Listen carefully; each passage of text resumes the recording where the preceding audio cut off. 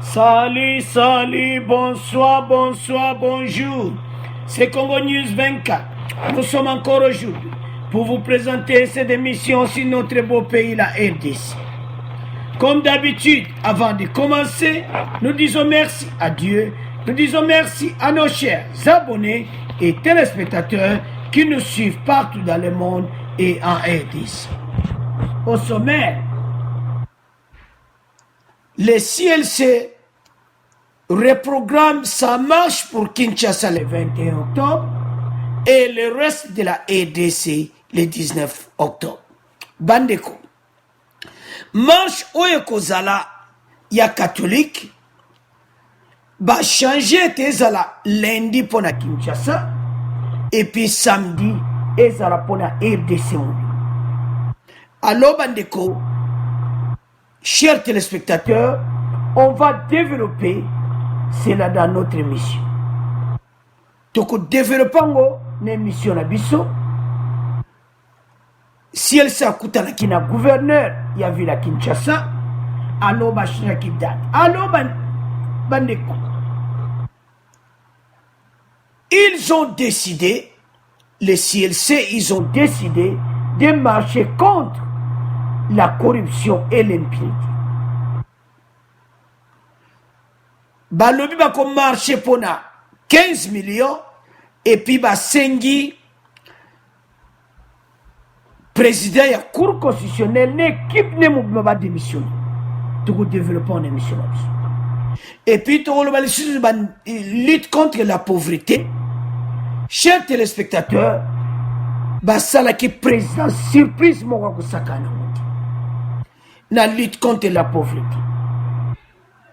Surprise moko nasire bele balanda kiango alo ba président babimi na akala basali e surprise d'imitation ezala kitoko pona nini peuple abima na pauvreté eza une émission na biso alobi toloba kiango alo lelo tokotiela bino extrait oyo wana président asala kipona kobima na pauvreté et puis bandeko toko solo là voyage à président de la République à Kenaki New York après disparition y avion après tant ba moni ba débris ba di boîte noire alors président qui États-Unis alors tozoyoka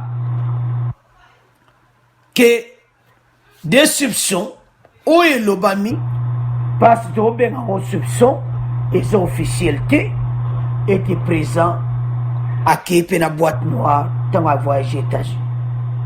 Alors après États-Unis, le président de la République va aller au Japon et après le Japon, bandeko ako kende na Moscou et pas wapi ako kende na conférence ya Russie africaine donc Russie na africaine.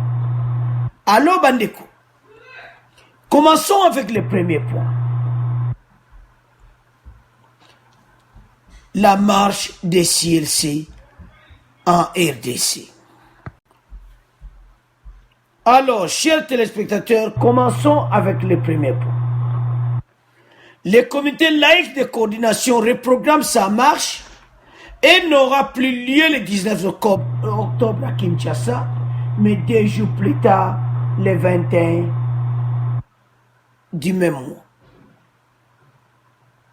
Et dans le reste du pays, la marche est maintenue au 19 octobre.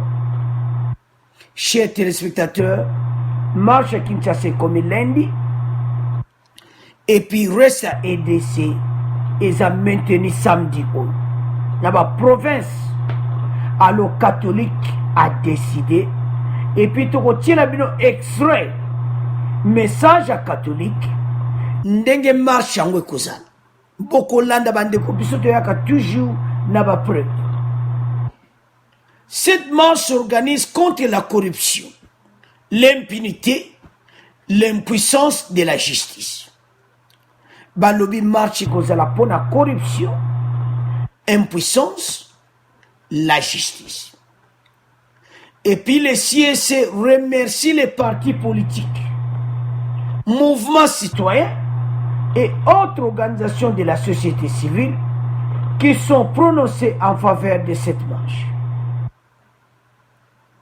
Les laïcs catholiques invitent également ceux qui hésitent encore à prendre la bonne décision, car la croisade contre ces fléaux nous concerne tous. Alors, chers téléspectateurs, marche Oyo, catholique Saliango, contre la corruption. Yebi était présent déjà l'État contre la corruption, mais les bamoni makambo oele qui a 15 millions, bango batelemi. Et puis balobi boy, Bokolanda, chers téléspectateurs, Bokolanda ngo. Balobi bazo senga immédiatement le président de la Cour suprême et son équipe, la Cour constitutionnelle et son équipe de démissionner immédiatement. Chers téléspectateurs, Ngamna Lobiti, Bokolandango, de démissionner immédiatement. Pourquoi? Cour constitutionnelle, Moutouba Bébissi Parlement Nabiso. Parce que Parlement est tondi kuna, ezali Parlement moko yamayuya. Parce que Batu Belé, comment va voter FCC Belé, alors que Yemoko présent na bango bazu sepela na yedi. Il y a autorité morale na bango. C'est impossible. Alors, Yango ba sengi démission, il y a président Cour constitutionnelle a démissionné immédiatement. Démission immédiate après marche wana Senoba. Alors, avant de continuer notre mission, Toyoka CLC, bon de continuer mission. Messieurs, chers compatriotes, ce samedi 19 octobre 2019, le comité laïque de coordination vous invite, nous invite à entrer en croisade contre la corruption et l'impunité. Deux fléaux qui ne cessent de consacrer la ruine de notre société. Comme nous le savons tous, seule la justice élève une nation, précisément parce que la justice consacre l'égalité des chances, parce que la justice assure la protection de la propriété privée et collective, parce qu'enfin la justice garantit la concorde nationale et la paix des cœurs et des esprits. C'est pourquoi, au cours de cette grande journée du 19 octobre, nous allons exiger ensemble trois choses. D'abord, la restitution de 15 millions de dollars subtilisés du trésor public. Ensuite, la suspension à titre conservatoire de toutes les personnes impliquées dans le détournement de cette importante somme afin de permettre à la justice de faire son travail en toute indépendance. Enfin, la démission de 9 juges constitutionnels qui ont banalisé les résultats électoraux par des validations, invalidations et revalidations fantaisistes, fragilisant d'avance les institutions qui en découlent et mettant gravement en péril la cohésion nationale.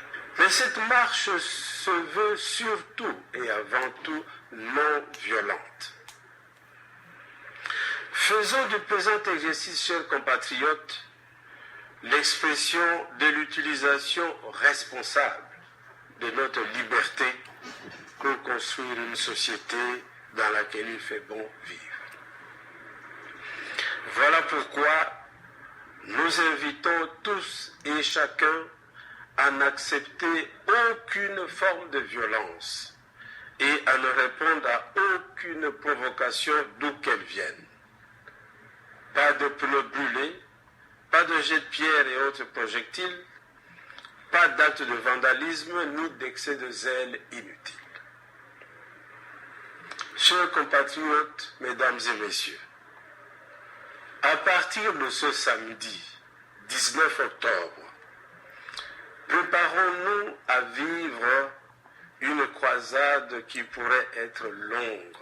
En effet, celle-ci n'a de sens que si nous nous engageons tous, femmes et hommes, pouvoir public et église, fonctionnaires, hommes d'affaires, artistes, enseignants et journalistes, partis politiques, société civile, associations professionnelles et de défense des droits de l'homme et de la femme, jeunes et adultes, à mener cette croisade jusqu'au bout, jusqu'à ce que le Congo cesse d'être le paradis de la corruption, de l'impunité et de l'injustice.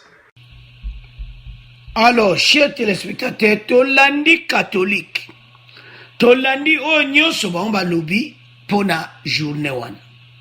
Balobi mobule kozala te marche pacifique parce que tolingi mboka ezala na désordre te. Parce que catholique ayebi ete makambo ebele na RDC bango bazala toujours kozala présent na makambo ya politique. Alors pe makambo ebele salami ba désordre pe salamaki na lera Kabila balandaki bango pe mobulu ezalaka yango babeti sete balobi ezala marche mo pacifique eze sengo bandeko komona ete ezala marche moko pacifique mobulu ezala te alo opposition pe bakorejoindre bango alo peuple aza kosenga marche moko pacifique tolingi mboka na biso ezala na kimia peuple azosepela na musala oyo président de la république aza kosala yango tozosenga bino bandeko ete to soutenir musala ya président de la république marche ezala pacifique po soki marche eza pacifique te tozo soutenir te soki tozosala des autres tozo soutenir président te yango tozosenga peuple oyo ayebika kokende na marche wana mboka toza na besoin ya kimia boyu c'est pour cela catholique apesi message na ye parce que balingi te baya kozwa problème komo bango basali bo. Alors à Kinshasa ekozala sous samedi 19 te à Kinshasa comme le 21 lundi. Pourquoi? Parce que le gouverneur a dit que samedi oyo à Kinshasa bazana bopeto donc balimbo kezala propre alors bazana service à bopeto na Kinshasa oyo gouverneur Gobila alansaki. C'est pour cela que tu as pour informer peuple na Kinshasa marche kozala te samedi kozala lundi.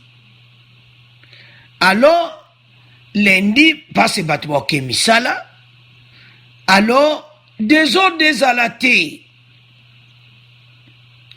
peuple a marché na kimia parce que ceux qui m'ont boulé salami a police beaucoup mona na nzela yango basengi marche ezala na kimia mboka tolingi sous désordre te na mboka na biso ya RDC.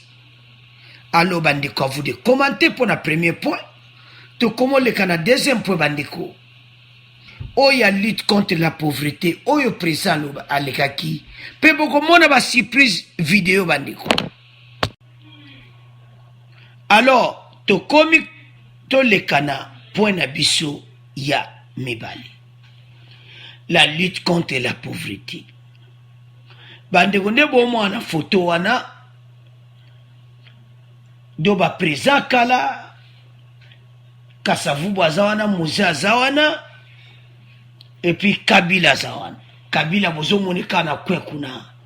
Donc abombe mabe Donc, bozo monaka bino mo ke baye pena ko tia plaisir. Et puis boko landa discours wana un peu mo extrait to zwaki. Alors boko landa ndenge nini Mobutu alobaka.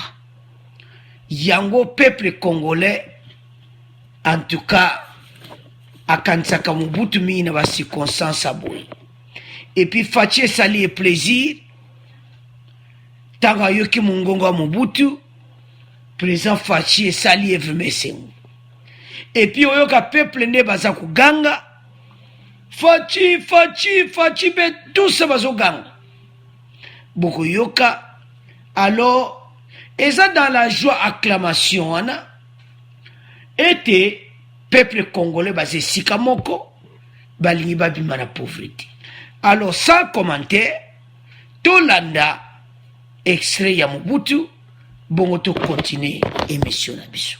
Le petit message que nos amis veulent nous transmettre par l'orchestre.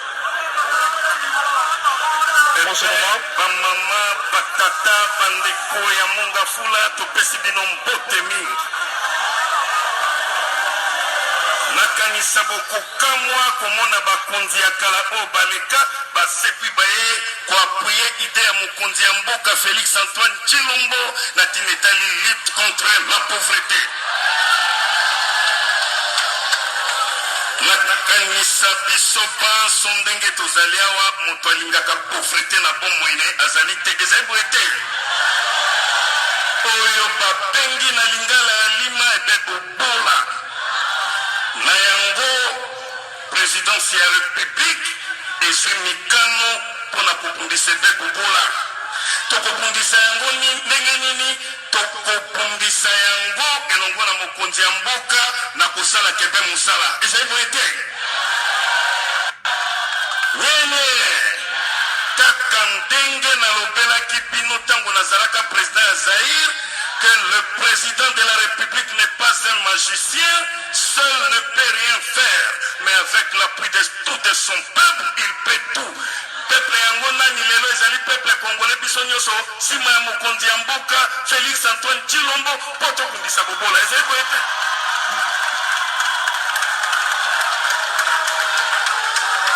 Totala lokola tokobanda na kanisa mokonzi ya mboka se alobi nyonso na discours na ye biso toyeka kopesa pepe makanisi. Totala lokola na bamilie riro pauvreté ezali na bisika wana lolenge mingi.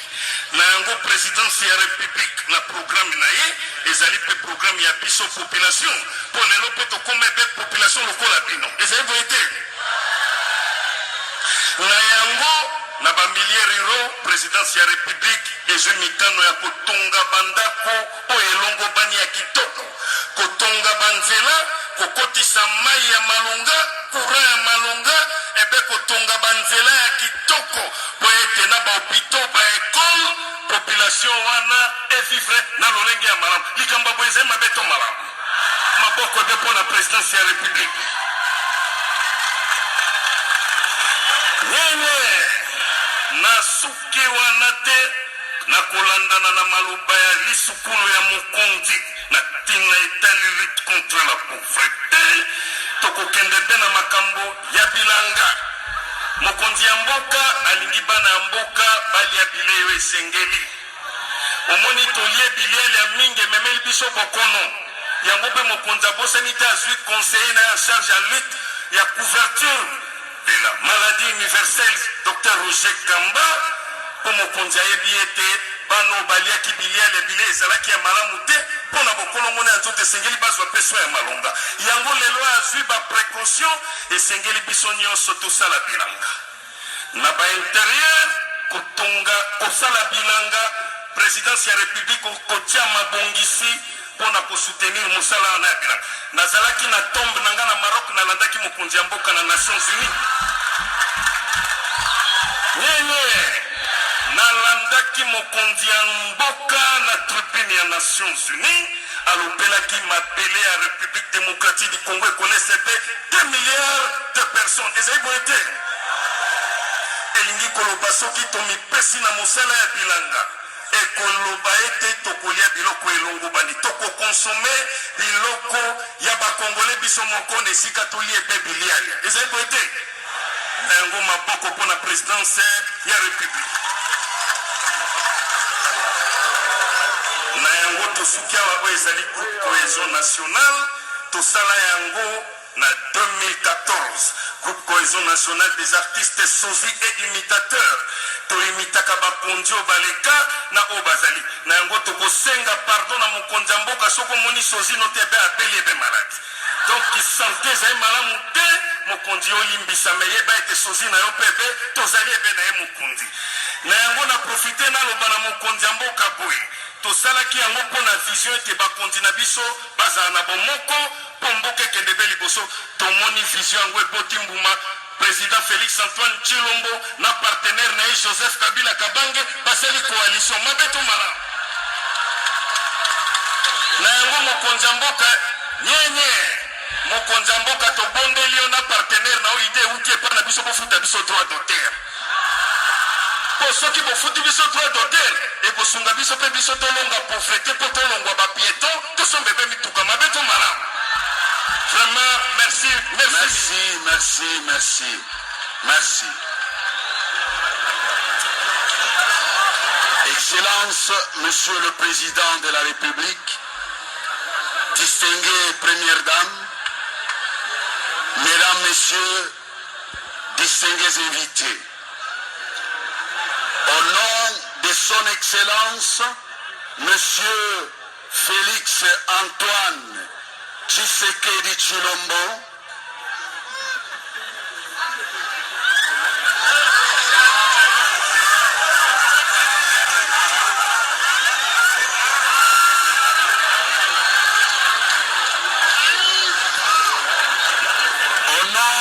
Son Excellence, Monsieur Félix Antoine Tshisekedi Tshilombo, Président de la République, chef de l'État, nous remercions tous les invités et la population qui ont rehaussé leur présence à cette cérémonie solennelle de lutte contre la pauvreté et les inégalités.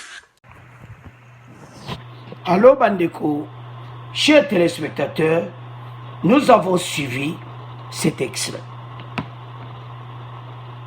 Ce qui te l'a dit message à Ndekouana ou a imité Mobutu, eza comme a été peuple congolais a soutenir le président de la République.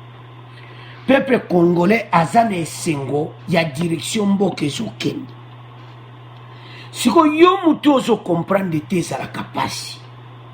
Tala bino moko, tala sengo aboy. Peuple a ko sepele na président na bango. Ensemble, président au kansa peuple pour la corruption, président au kansa peuple pour la pauvreté, président au kansa mboka na ndenge moko impossible. Mais pele baso mona vision wana ti. Bandeko wana ba telemi na tribune wana. Bolandi message. Est-ce que biso to pesi yango balobi balingi mboke kene liboso balingi désordre te kimia pour lutter contre la pauvreté mboke vezana kimia il faut tous à la bomoko alobi on était biso to soutenir président de la République ngamna lobiti lelo ezangam lobiti to landi wana on va se faire le théâtre, on va imiter le président, mais message wana eza makasi. Yango tira to tieli bino message. Unité et ça la force. Unité mboka na mseke liboso. Bino bato bozo lala, tolo baka chaque fois bo telema. Tolandi message wana tolandi extra vidéo wana alors tout ce sengana peuple congolais a télé mboke soke na direction kitoko la lutte contre la pauvreté balobika ndenge 5 ans kaka soki ekoki. Donc ye va faire mandat na ye. Peuple abimi na pauvreté. Et c'est singo peuple congolais bolamuka. Tout élément ensemble tout soutenir le président de la République. Alors tout comme na à vous de commenter, tout comme qu'est-ce qu'on a point de souka le voyage du président de la République aux États-Unis, au Japon et en Russie. Alors, chers téléspectateurs, tout comme on a point de souka le voyage du président de la République.